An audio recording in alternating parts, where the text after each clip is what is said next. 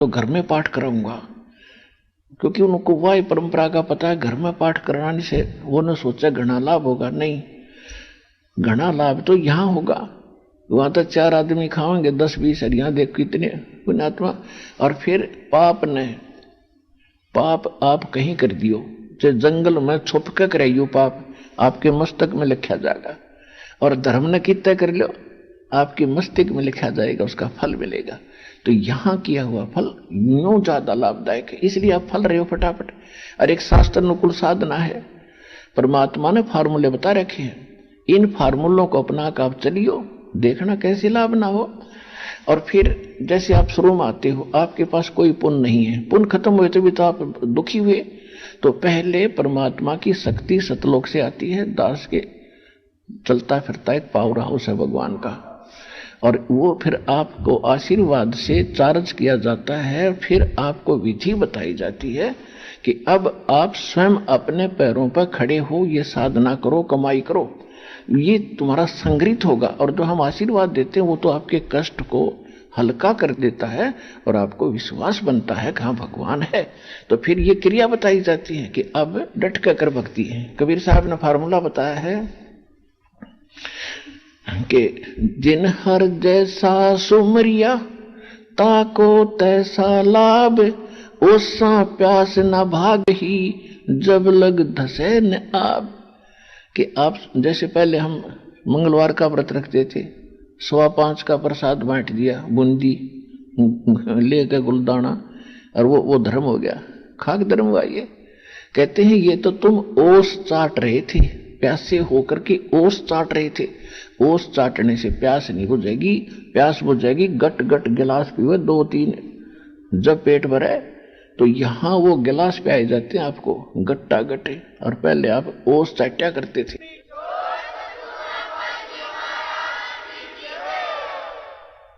गुरु बिन माला फेरते, गुरु बिन देते दान, गुरु बिन दोनों निष्फल हैं, जय पूछो वेद पुराण। इस पृथ्वी पर कोई गुरु नहीं, इस सतलोकाश्रम बरवाला के अतिरिक्त कोई सत्साधना नहीं। तो जहां भी कोई साधना कर रहा है बोला भक्त, वो अपना जीवन नाश कर रहा है। गीता में लिखा कि कुपात्र को दिया हुआ दान कभी नहीं फलता, सुपात्र को दिया हुआ दान तुरंत लाभ देना शुरू कर देता है। तो ये स्थान है, ये दास है वो सुपात्र, और डट कर दान करो और फिर देखना। कबीर साहब कहते हैं, चेड़ी चोंच भर ले गई नदी न घट्यो नीर, दान दिए धन घटे नहीं नो कह रे साहेब कबीर। कि दान देने तो धन नहीं घटेगा। कहते मोक्ष चाहिए तो नाम जप, और धन चाहे कर दान, तो दोनों ही चाहिए ज्ञापन। तो इसलिए हमने यहाँ सारे ही कर्म करने पड़ेंगे। तो यहाँ 500 यज्ञ करवाई जाती हैं आपसे। एक यज्ञ है धर्म की, दूसरी यज्ञ है ध्यान, और तीसरी यज्ञ हवन की, चौथी यज्ञ प्रणाम, और 5वीं ये तत्व ज्ञान रूपी यज्ञ है। तो ये 500 यज्ञ सतलोक आश्रम बरवाला, जिला हिसार हरियाणा के अतिरिक्त इस पृथ्वी पर नहीं है, एक इस ब्रह्मांड में नहीं है। आज मान लियो, चाहे 10 साल पाछे मान लियो, या माननी पड़ेगी आप।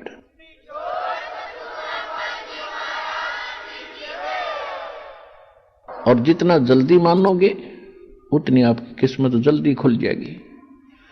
तो यहां 5 प्रकार की यज्ञ कराई जाती है। आपने दान कर दिया, आपका नहीं रहा, ये भगवान का हो गया। और परमात्मा का दान किया हुआ इसका कुछ और प्रारूप बन जाता है, ये ज्यादा लाभदायक होता है। और जो यहां आते हैं वो खाना खाने नहीं आते, वो तो भगवान के लिए आते हैं। तो भगवान के बच्चे भगवान के लिए आए हैं, तो उनको खिलाया हुआ ये दान अन्न बहुत ज्यादा लाभ देता है। ये एक रूल है, दाता ने एक नियम बनाकर छोड़ रखा है। जो इन नियमों को अपनाएगा वो सफल होगा, उसको वो फल मिलेगा ही मिलेगा। तो एक यज्ञ है धर्म की, आप देख रहे हो सदाव्रत, आपने सुना होगा कभी सदाव्रत। आपको सदाव्रत यहाँ सतलोक आश्रम बरवाला जिला हिसार हरियाणा में देखने को मिला। किसी समय कोई भक्त आ जा, रात ना आओ, 2 बजे आओ चाहे सुबह आओ, जाओ भंडारे में, परमात्मा के बच्चे तैयार पाओगे। बैठ भाई। एक भगत कह रहा था जी, पिछले जून के सत्संग में परमात्मा के प्रगट दिवस पर वो हमारे पास मिलने आया था, तो उसने बताया जी हमारा वहां जाके बैठ के थाली थोड़ी लेकर पहुंचे ना, इतनी देर ज्यादा लग जाती है क्यों भीड़ घनी हो रही है। वहां बैठने के बाद भोजन आने में देरी नहीं लगती, जैसे परमात्मा ऊपर से तारण लाग रहा अपने भक्ता ने, 1 मिनट में आ जाता सारा, इतनी बड़ी गैदरिंग में।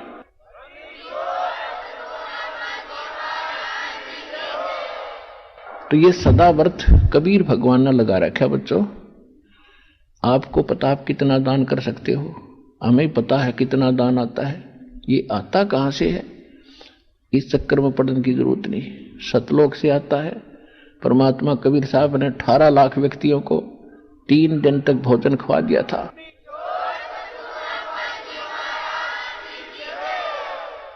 18 लाख साधु संतों को 3 दिन 3 रात परमात्मा ने मोहन भोजन, लड्डू, जलेबी, खीर, कचौड़ी, पकौड़ी, कुछ भी खा बेटा।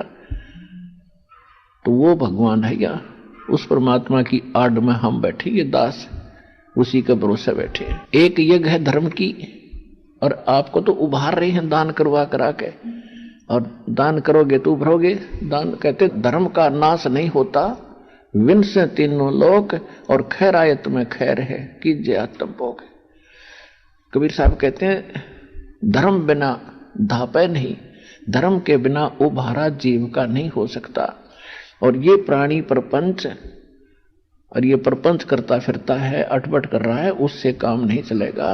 और आस बिरानी क्यों करे, तन दिया हो तो संच। यानी आज तो कोई भिखारी है, कोई किसी तरह मजदूर है, तो अब उसको मिल नहीं रहा क्योंकि पीछे दान करया नहीं। और दान हम करना चाहते थे तो हमें वो स्थान नहीं मिला जो सुपात्र हो। तो किसी ने मंदिर बनवा दिया, किसी ने धर्मशाला बनवा दी, किसी ने कोई और कंबल बांट दिए। इस तरह की हम क्रिया करते थे। ठीक है ना, तो ये भी ठीक थे, लेकिन ये लाभदायक नहीं थे, मोक्षदायक नहीं थे। मनुष्य का जीवन सफल इनसे नहीं हो रहा था। अब इस तरीके से आपका मोक्ष भी होगा, आपको यहां भी इस संसार में रहोगे तब तक भी आपको विशेष लाभ मिलेगा, आपके संकट भी दूर होंगे। एक यज्ञ है धर्म की, यह भंडारा चलाया जाता है आने वाले बच्चों को सबको, और भोजन कराया जाता है। एक यज्ञ है धर्म की, दूसरी यज्ञ है ध्यान, परमात्मा की याद रहती है। यहाँ जब तक आप रहोगे, कोई चर्चा चला रहा है मालिक की, कोई बहन भाई अपना दुख बता रहा है कि मैं इतना दुखी था, मैं ऐसा सुखी हुआ, तो उससे आपको दृढ़ता आती है। यहाँ आपको बुलाने के कई कारण हैं।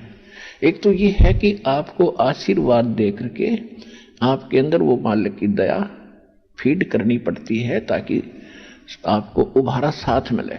उसके साथ फिर आपसे क्रिया कराई जाती है, प्रणाम करते हो, और फिर यहाँ एक दूसरे से चर्चा सुनते हो, तो उससे आपको बहुत शिक्षा मिलती है, दृढ़ता आती है। और फिर आप यहाँ डगमग नहीं हो पाते। कई भक्त तो ऐसे आते हैं, भक्त ने कह दिया चल वहां जाते ठीक होगा, तो कोई तो सही जगह कति खत्म हो लेता है ना कोई प्राणी, और सब जगह से जवाब मिल जाता है, तब हमारा भक्त उसको लेकर चलता है कि चलो वहां जाते ठीक हो जाएगा। तो वो व्यक्ति केवल ठीक होने के लिए ही आया है, उसने ज्ञान नहीं समझा, तो वो यहाँ आ गया, इस कारण से भी आ गया समझ लो। और यहाँ बैठेगा, 1 दिन 2 दिन रुकेगा, सब भक्तों से सुनेगा, ओहो देख मेरा ऐसे तकलीफ थी, ऐसे ठीक हो गया, ऐसे उसको ऐसे थी, वो ऐसे ठीक हो गया। तो वो आया तो था इसलिए कि मैं एक बार झाड़ा लो आया हूँ, ठीक हो गया तो ठीक से ना, फिर नहीं आऊंगा। तो हम वो भी यहाँ अंधेरा हटाते हैं, इसलिए यहाँ आपको बुलाते हैं। नहीं आपको यहाँ बुलाने में, आप तो आते और जाते हो, बड़ा बड़ा भोजन खाते हो, परमात्मा की जो है ना कथा सुनते हो। आपसे आने से पहले यहाँ आपके भाई बहन जो परमात्मा ने पहले दास के साथ भेज रखे हैं, वो आपकी कितनी सेवा करते हैं। 1-2 आदमी आ जाए अचानक घर पे, उनका लेना देना पड़ जाए अपने, कैसे व्यवस्था करो भोजन की। और यहाँ पता नहीं 10,000 आ जाए, 50,000 अचानक आ जाए, और सबका 4 मिला खाना। तो ये आपके भाई बहन आपके लिए कितनी व्यवस्था कर रहे हैं, और कितना आपको सब पता, कहने की जरूरत नहीं कितने व्यक्तियों के अरेंजमेंट करने में कितना परिश्रम करना पड़ता है। ये किस लिए कि आप यहाँ आओ, सत्संग सुनो, बैठोगे। एक काल के कोल्लू में जुड़े तो संगजन हो गए, वहां तो आग लाग रही है, वहां कभी, यहाँ कम से कम 1-2 दिन शांति तो मिलेगी आपने। वहां फिर यहाँ से जो परिपूर्ण होकर जाओगे भक्ति से, ज्ञान से, 5 यज्ञ के जो आप यो दूध सा पी कर जाओगे। अब जैसे आपको पता नहीं भाई गुरुजी कहें 4 बार आना पड़ेगा, चलो गुरुजी का आदेश है तावांगे, क्यों शिष्य तो वही होता जो गुरु वचन पर डट गए, कट गए, फंद 84 के। अब गुरुजी क्यों बुलाते हैं, हमें क्या शौक है तुम्हें बुलाने का, हमें पता है आप बालक हो। हाँ, दास उस माँ के पद पर है। जैसे बच्चा खेल रहा होता गली में, खेलने चलेगा, माँ को पता है ये खेल में मस्त है और ये भूखा हो जाएगा और भूखा रहने से इसका स्वास्थ्य बिगड़ जाएगा। उसको बुलाओगी बेटा आजा, बेटी आजा, वो ना आती, वो खेल में मंडली है। फिर उसको जबरदस्ती उठा के लाओगी और फिर उसको दूध पियाओगी, अपने सतन का पियाओगी या जैसा भी वो जिस योग्य हो चुका है उसने पिला के दूध। वो पीते पीते भी ने सोचा माँ ही छोड़ दे, मैं बाहर खेलूं भाग के, उसको पिला के गिलास दूध फिर छोड़ देते के लिए तू खेला। तो पुण्यात्माओं, यहाँ आपको बुलाकर ये सत भक्ति और ज्ञान और सत आशीर्वाद के दूध पिला के फिर छोड़ देते हैं, ले खेल आओ थोड़े दिन और तुम, और फिर आ जाना। तो कई भक्त तो यहाँ आए हुए भी ये चिंता करते, वहां पता नहीं क्या हो रहा होगा, बस सत्संग खत्म और मैं जल्दी चलूंगा। ठीक है, सत्संग सुन जाइए, दूध पी जा, फिर आ जाइए।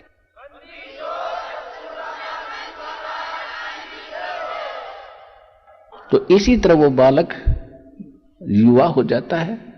तो इसी प्रकार आपकी भक्ति को ये दास युवा करने के लिए आपको यहां बुलाता है। तो प्रसंग चल रहा है, उसी पर आते हैं। अब इंद्रमती को उसके गुरुजी ने बताया था कि बेटी साधु संतों को जो भोजन कराया जाता है वो घना लाभ देता है। वो तो परमात्मा के लिए भटक रहे होते हैं, उनका तो कोई आश्रय नहीं होता, और ऐसे व्यक्ति को जो भोजन करा देता है तो उसकी आत्मा आशीष देती है और वो फला करता है। अपने आत्माओं इसके साथ साथ, क्योंकि आपको यहाँ की व्यवस्था से परिचित कराते हैं।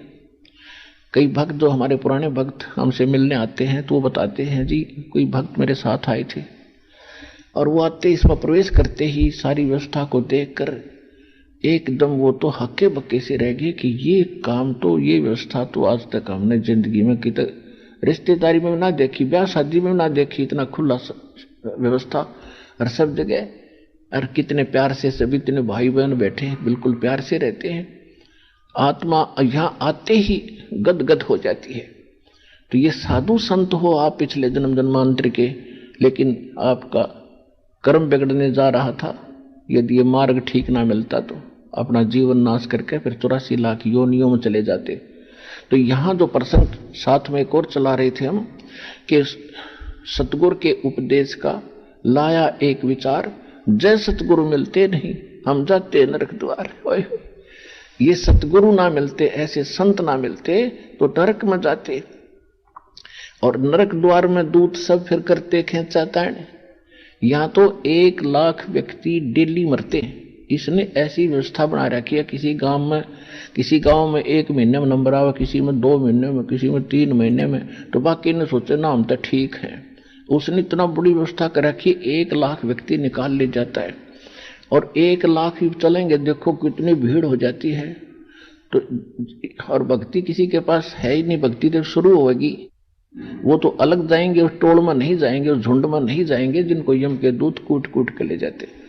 तो यहां से वो 1 लाख को ले जाते हैं, पहले तपस्या में भुनने जाते हैं, वहां के बाद फिर लाइन लगा दी जाती है धर्मराज के सामने, उनका अकाउंट होता है, उसके जैसे जिसके संस्कार हैं उनको वहीं भेज दिया जाता है। जिनका नरक का संस्कार होता है उनको पूरा ग्रुप को यम के दूत, 12 करोड़ यम के दूत है, 12 करोड़ चारों तरफ भाले ले खड़े हो जाते हैं, जैसे पशुओं को फाटक में रोक क्या करें, ऐसे उनको कूट। क्यों, कौन पड़ा नरक में, इसे बूंदी हाहाकार माचरी सड़े, उसके अंदर बुरा हाल हो रहा, तो उसमें ठोक के जाके जहां वहां स्वर्ग और पितर लोक है वहां पर, उनका सब का मल उसमें जाता, सड़न उस बहुत बड़ा गहरा तालाब सा है जिसको नरक कहते हैं, और उसमें डाला जाता है इन अपराधी लोगों को।